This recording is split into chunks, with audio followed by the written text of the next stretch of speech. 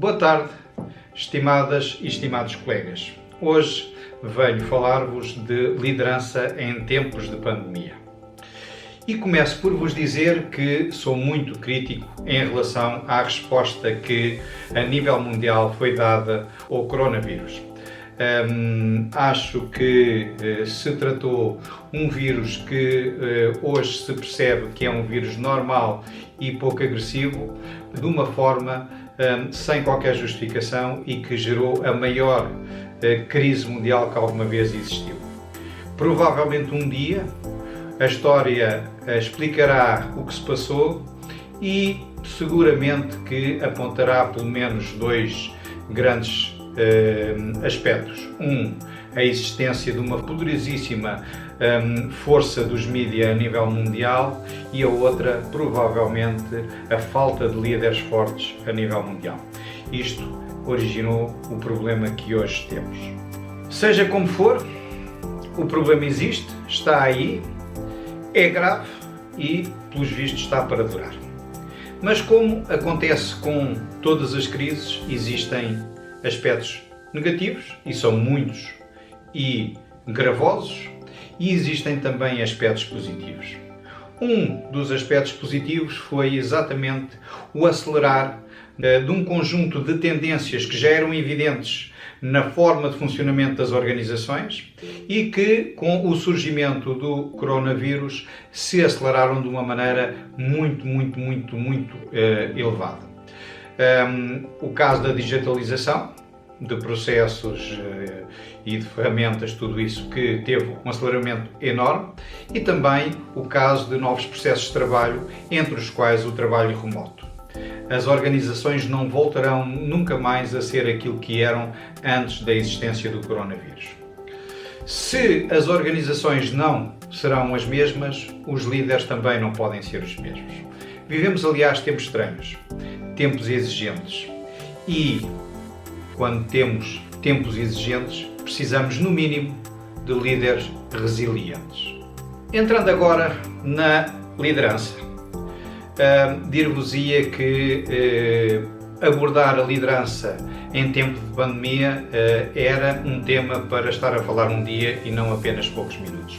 Pelo que me vou concentrar apenas em alguns aspectos que eu penso que devem ser realçados naquilo que é o papel do líder nos tempos que vivemos, nestes tempos estranhos e exigentes que vivemos.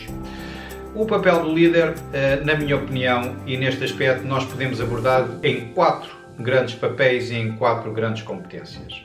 Poderia ser outra abordagem, mas é esta que eu decidi fazer. O primeiro aspecto é a focalização.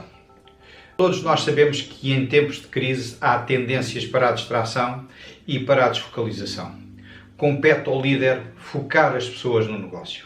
Compete-lhe a ele ser muito claro naquilo que é o propósito da organização, muito claro naquilo que são os objetivos, e compete-lhe a ele ter a capacidade de focar as pessoas naquilo que é o propósito e de lhes definir e focá-los em objetivos de curto prazo. Não vale a pena estar a tentar objetivos de muito longo prazo, é o propósito por um lado e os objetivos de curto prazo por outro. Segundo aspecto que é muito importante é o cuidar das pessoas, é a face humana da liderança.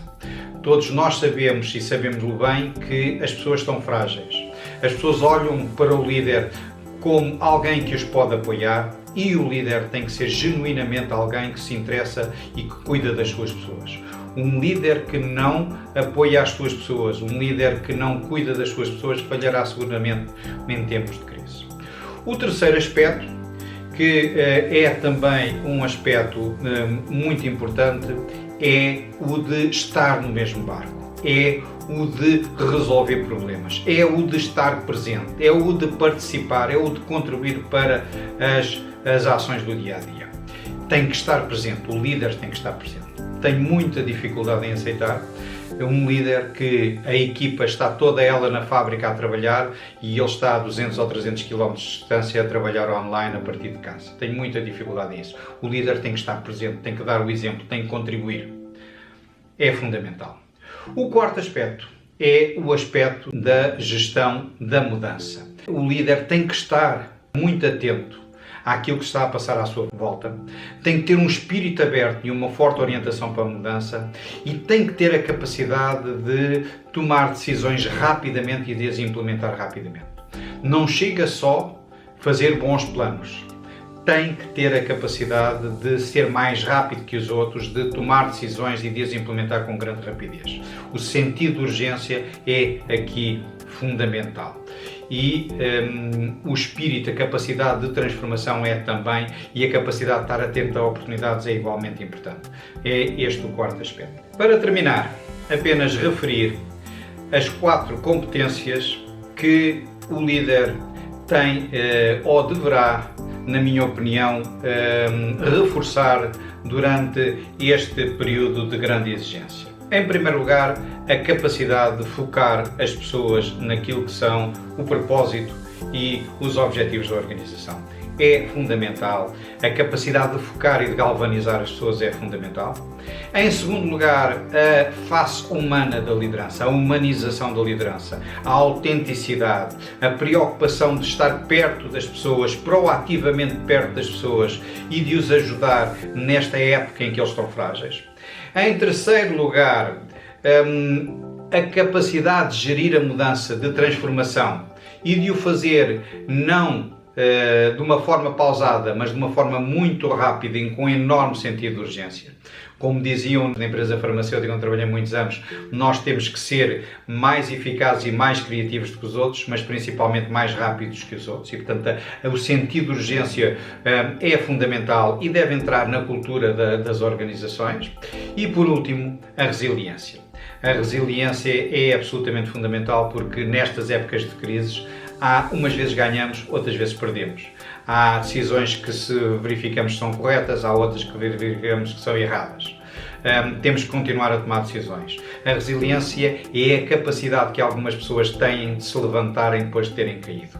Aqueles que são resilientes caem, mas levantam-se e vêm com muita força. Aqueles que não são resilientes normalmente ficam lá no fundo. Nesta época, a resiliência é absolutamente fundamental porque os bons e os maus momentos vão sucedendo uns aos outros e nós temos que ter a capacidade para nos levantarmos quando as coisas correm menos bem.